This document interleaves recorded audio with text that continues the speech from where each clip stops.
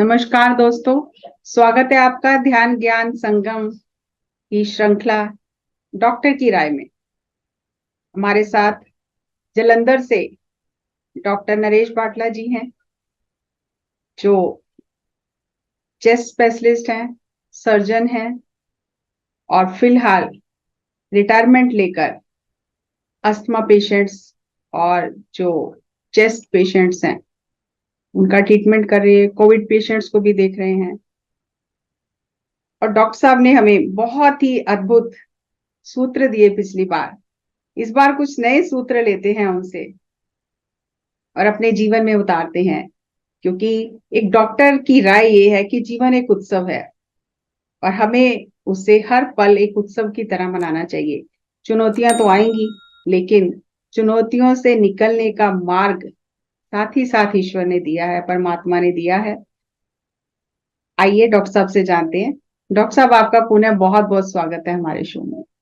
एक चीज और मैं आपसे जानना चाहूंगी कि आज की डेट में पेरेंट्स और टीनेजर्स के बीच में बहुत क्लैशेस हो रहे हैं। और आपके भी दो बच्चे हैं, आपने जहां इतना सब किया है उन बच्चों को भी पाला है। और मुझे जहां तक मैंने आपके साथ टाइम स्पेंड किया तो आपने उनको बहुत अच्छी परवरिश की है, एज अ फ्रेंडली उन्हें आपने घर में एनवायरनमेंट दिया है। तो थोड़ा सा इस विषय पर भी प्रकाश डालें कि कैसे हम ये चीजें अपनी फैमिली लाइफ को कैसे हम अच्छा कर सकते हैं प्रोफेशन के साथ साथ। जी जी। इस चीज में एक्चुअली मास्टरी तो मेरी वाइफ की है, खैर उसका ज्यादा रोल है ये काम करने में, उसके ब्रॉटअप में उसका ज्यादा रोल रहा, मैं थोड़ा कम रहा। लेकिन एक दो चीजें मैंने भी सीखी वो करते हुए कि एक तो बच्चों को नो ना करो, उनको नो। हमें, हम बड़े होते हैं, हम सोचते हैं कि हमें सब कुछ पता है जी। बच्चे, ना बेटा ये नहीं करना, बेटा ये नहीं करना, ये क्यों कर रहे हो, ये क्यों कर रहे हो। वो नो वाली जो आदत है ना बच्चे को, उसकी पर्सनैलिटी खराब कर देती है। तो बाकी तो फिर बच्चों के साथ चलना पड़ता है, बच्चों से सीखना चाहिए हमें खुद। हमें लगता है कि हम बड़े हैं तो हमें सब कुछ पता है, लेकिन जो नई जनरेशन है वो भी आपको बड़ा कुछ सिखा रही है। जैसे अब मेरा बड़ा बेटा है और छोटा बेटा है। छोटा बेटा कहता है कि बड़े बेटे का 6 इयर्स का गैप है। कहता पापा हम दोनों में जनरेशन गैप है, तो उसकी थिंकिंग डिफरेंट है, हमारी थिंकिंग डिफरेंट है। तो लेट देम, उनको उड़ने दो, जैसे वो करते हैं करने दो। जितना हम हिंडर किसी भी चीज पे लगाएंगे उतनी ही प्रोग्रेस रुकेगी। तो बाकी ये है कि आप उनको अपना टाइम दो। टाइम, टाइम सबसे कीमती चीज है जो आप बच्चों को दे सकते हैं। उनके साथ टाइम बिताओ जब तक है उनके साथ। तो बच्चों की परवरिश में मेरे को लगता है ये सबसे बड़ा ये फैक्टर है। बाकी तो फिर पेरेंट्स करते ही हैं कोशिश, हर कोई करता है, उनकी स्टडी बेस्ट से बेस्ट करवाता है, जो भी कर सकता है वो तो करता ही है। लेकिन जैसे आपने कहा कि नो ना कहो, लेकिन आजकल जो यूट्यूब देखकर, मीडिया, सोशल मीडिया देखकर और जिस तरह के बच्चों के फ्रेंड सर्कल हो गए हैं, हर चीज उनको अभी देखा जाए तो 90% इंफॉर्मेशन गलत ही है। लेकिन बच्चा तो उसी को एक्सेस कर रहा है, क्योंकि घर में ओपन कम्युनिकेशन नहीं है पेरेंट्स के साथ में। तो वो आज के बच्चे हर चीज को ट्राई करना चाहते हैं, ड्रग्स भी ट्राई करना चाहते हैं, सेक्स भी ट्राई करना चाहते हैं। वो बहुत छोटी सी एज में ये सब पता चल जाने से हर चीज को ट्राई करना चाहते हैं। तो पेरेंट्स हर बात के लिए तो हाँ नहीं कह सकते ना उन्हें। देखो, नो कहना और उनको बात समझाने में फर्क है। बच्चे को अवेयर कराओ कि क्या बुरा है क्या अच्छा है। उसको पता होना चाहिए कि ये ड्रग ऐसे हैं जी, अगर ड्रग्स लेता तो ये देखो इनका हालात ये है वो। बच्चा खुद ब खुद हट जाए, बजाय उस पर इस चीज का प्रेशर डालने के या उसको ऐसे करने से। उसको चीज से अवेयर कराओ, उसको एजुकेशन इस तरह की दो, उसका माइंड ही ऐसे बनाओ कि खुद, बाकी खुद एग्जाम्पल बनो। घर में अगर आपके एटमोसफियर ऐसा है, अच्छा है, तो वो भी बड़ा फर्क पड़ेगा। जैसे बड़े हैं आप, जिनके घर में कह लो कि मेडिटेशन का चलता रहता है, सेशन चलते रहते हैं, या घर ही ऐसा है, तो वैसे बच्चे बहुत कम बिगड़ेंगे, आप कभी देख लेना। बस बच्चे को पता होना चाहिए कि मेरे लिए क्या सही है क्या गलत है। बाकी उनको फोकस करो, उनका एक एम बनाओ कि बच्चे तुम्हें कुछ ये बनना है, उसको स्टडी करो बच्चे को। ये सब टाइम एनर्जी बड़ा कुछ देना पड़ता है, इसमें बड़ा कुछ असेस करना पड़ता है। ये बहुत ही गहरा फील्ड है। पर तो जैसे मेरे को लग आजकल आजकल तो हस्बैंड वाइफ दोनों वर्किंग है, जैसे मैडम भी डॉक्टर, आप भी डॉक्टर, आप भी वर्किंग हैं। तो लोगों को लगता है कि हम बच्चों के लिए तो कर रहे हैं ये सब। नहीं, पर फिर भी बैलेंस करके ही चलना पड़ता है, चाहे दोनों वर्किंग हो, कुछ हो, एक जने को तो थोड़ा सा करना ही पड़ता है कि वो बच्चे को ज्यादा टाइम दे। इसमें मदर का भी बहुत ज्यादा रोल आता है, क्योंकि मदर मैक्सिमम असेसिबल होती है। बच्चे जितने कंफर्ट मदर्स के साथ होते उतने कई बार फादर के साथ नहीं होते।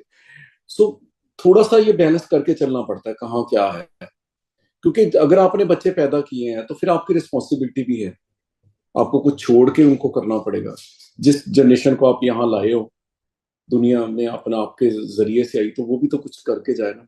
फिर अगला एम क्या है, ऐसे तो फिर अपने बारे में ही सोचता रहेगा तो बंदा तो फिर तो गड़बड़ है, आगे की भी तो सोचेगा ना। यस डॉक्टर साहब, आपने 22 साल सर्विस की और उससे कितने साल पढ़ाई की, और जी जैसा अगर अगर मैं देखूं तो इस समय भी इतना काम करने के बावजूद आप इतने एक्टिव हैं। अभी आप हॉस्पिटल से आए और आपको देख के लग नहीं रहा कि आप पेशेंट्स को देख कर आए हैं, इतने फ्रेश लग रहे हैं। तो आपकी सेहत का राज क्या है इस खुशी का? सेहत का राज, बस खुश रहने की कोशिश करता हूँ। बाकी डाइट है, वाइफ खाना खुना घर का खिलाती, घर का खाना खाता हूँ, मैं ये प्रेफर करता हूँ बस। क्योंकि आपको पता ही आजकल फूड का क्या हाल है। घर का खाना खाओ, बाकी एक्सरसाइज वगैरह, बॉडी को फिट रखो, हमेशा एक्टिव रखो, टाइम पे सो, थोड़ा टाइम पे स्लीप पूरी लो। बाकी तो भगवान की मौज है, सब उस पर सरेंडर उसको कर दो थोड़ा सा, सब आपने कुछ आपके राज बस में नहीं है। राज की बात हाँ जी। नहीं बताई आपने, आप राज की बात बताओ। तो आज की बाकी थोड़ा बहुत गाने गुने गा लेता हूँ, यस। थोड़ा शौक शौक पूरे करता हूँ, कोशिश करता हूँ कुछ ना कुछ हाँ, ऐसे जैसा सिंगिंग कि वगैरह भी करता हूँ। हाँ जी। आपने कहा कि तो हॉबी आप पूरी करते हो और आपको गाने का बहुत शौक है, तो हाँ गाना जी, जो है, सिंगिंग जो है, चाहे सुनना चाहे गाना चाहे बजाना, क्या इससे हमें बहुत हेल्प मिलती है हेल्दी रहने में? ये तो बड़ी वैसे सही बात कही आपने। Music therapy it's a therapy. आप तो आप इसमें गहराई में हो। तो जैसे बांसुरी जी, वो पत्री जी बांसुरी बजाते थे, तो बांसुरी से ही तो धुन लग जाती थी कई बार। तो एक बार तो कोई अच्छा म्यूजिक कभी कहीं भी बज जाए, आपका मन खुश कर देता है। कई बार आपका स्ट्रेस टेंशन या कोई भी आपकी चीज, आप फोकस नहीं हो रहे या कुछ नहीं हो रहे, तो एक बार आपको उसमें से निकाल भी लाता है। तो ये music therapy itself is a therapy. बाकी ये कि अगर जो बंदा गाने आ ही गया, बैठ ही गया, इसका मतलब पॉजिटिव है, कुछ तो उसमें डिफरेंट है ना। तो जितना वो करो, शौक जरूर पूरे करो, कभी कभी थोड़ा बच्चे भी बनो, थोड़ी बहुत ट्रैवलिंग करो, तो सारा मिक्स सा होना चाहिए। बड़ी खूबसूरत जिंदगी है, बहुत प्यारी जिंदगी है। ब्लेस्ड आर दोस्त जिनको ये जिंदगी मिली है। तो इस जन्म में जो मैक्सिमम कर सकते हैं, भगवान का हर हर एस्पेक्ट का आनंद लो। तो हाँ डॉक्टर उसका साहब, एक चीज ये बताओ कि जैसे आपने जिक्र किया, आप पत्री सर से मिले, उनकी बांसुरी के साथ आपने मेडिटेशन भी किया, और जी आपने उन्हें घर पे इनवाइट किया, उनके साथ टाइम स्पेंड जी किया, तो आपका वो जी, एक्सपीरियंस कैसा रहा उनके साथ? बहुत अच्छा था जी। एक जैसे, चलो मुझे, मैं बहुत लकी था कि हमारे घर आए वो एक स्पिरिचुअल मास्टर के पास, साथ में समय बिताने का टाइम मिला। तो वो बहुत अच्छा एक्सपीरियंस था। वो लग जाता है, मतलब ऐसे जो शख्सियत आपको कभी भी मिलती है तो आपको लगता है कि यार कुछ तो कुछ है यार, कुछ तो डिफरेंट है, कुछ मतलब जिनको मिलके कुछ लगता है कि आप किसी ऐसी ऐसी चीज से मिल रहे हो, कि इस ऐसे शख्सियत से मिल रहे हो कि जो कहीं ऊपर है आपसे। तो कुछ लोगों को मिलके आनंद होता है, आनंद का भाव आप में भी आता है। तो ये तो है ही। बहुत अच्छा एक्सपीरियंस था। यस।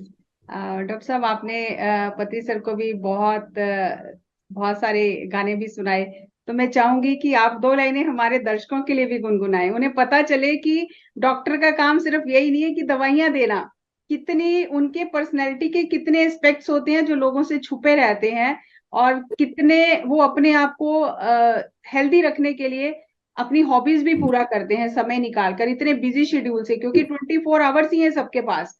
लेकिन लोग रोना रोते रहते हैं कि अरे समय ही नहीं है, बिजी बहुत है। और आपसे ज्यादा, डॉक्टर की लाइफ से ज्यादा बिजी तो और कोई लाइफ मुझे नहीं लगती होगी। तो प्लीज आप थोड़ा सा हमारे दर्शकों को वो टच दें कि म्यूजिक क्या होता है।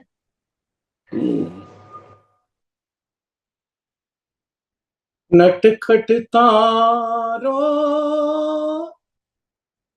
हमें ना निहारो, हमरी ये प्रीत नहीं, चांद सा मुखड़ा क्यों शर्माया, आंख मिली और दिल घबराया, चांद सा मुखड़ा क्यों शर्माया। थैंक यू जी। थैंक यू डॉक्टर साहब, थैंक यू। बहुत ही अद्भुत रहा आपके साथ में हमारा ये सेशन। आपने इतने बिजी शेड्यूल में से टाइम निकाला और बहुत सुंदर टिप्स दिए हेल्दी रहने के लिए, कि अगर हम अपने मन को स्वस्थ रखेंगे, ईमानदार रहेंगे अपने साथ, अपना 100% देंगे, तो हम जी फिजिकल बॉडी अपने आप ही हेल्दी रहेगी। और ग्रेटिट्यूड में रहना, ये बहुत बड़ी बात है। यस। लोगों को लगता है कि डॉक्टर तो भगवान को मानते ही नहीं है, डॉक्टर मतलब जी जी भगवान से कोई लेना देना नहीं है, डॉक्टर अपने हिसाब से, जो लोगों का एक भ्रांति बनी हुई है। और आपने कहा कि सुबह उठ के सबसे पहले हमारे पास जो भी है ग्रेटिट्यूड हमें करना चाहिए और लर्निंग एटीट्यूड रखना चाहिए हर समय। तो आप बिल्कुल। फाइनल मैसेज क्या देना चाहेंगे सबको? फाइनल मैसेज तो आपने ही दे दिया। खुश रहिए। तो हैप्पीनेस में सब कुछ है, स्माइल। मैं सोचता हूँ कि जैसे कोई भी मिलता है, कोई टेंशन वाला भी मिलता है, तो मुझे 3 पॉइंट बड़े अच्छे लगते हैं। Slow, silence, smile. जब आपके मन में कोई टेंशन बहुत जबरदस्त आती है ना, थोड़ा स्लो हो जाओ, फिर साइलेंस में जाओ, फिर थोड़ी स्माइल करो। ऊपर से भगवान अपने आप को गाइड करेगा, अपने आप आपको गाइड करेगा कि आपने क्या कहना है। ज्यादातर हम छोटी सी बात पे ओवर एक्ट कर जाते हैं। कोई बात हुई तो सडनली वो लेके फिर वो बात ज्यादा चलती है। तो ये खुश रहें बस, सब जितना सब कुछ हैप्पीनेस में है। थैंक यू डॉक्टर साहब, आपने इतना समय दिया थैंक और यू जी, थैंक यू सो मच। बहुत ही सुंदर मंत्र दिए जिंदगी के, अपने अनुभव के मोती हमारे साथ साझा किए। आपका बहुत बहुत धन्यवाद हमारे साथ बने रहने के लिए। और मैं आशा करती हूँ कि आगे भी कभी कुछ प्रश्न होंगे तो हम जरूर आपसे मुलाकात करेंगे। जरूर जरूर जरूर थैंक जरूर यू। जी, बहुत अच्छा लगा, मुझे भी बहुत अच्छा लगा जी। Thank you. Thank you sir, thank you, thank you.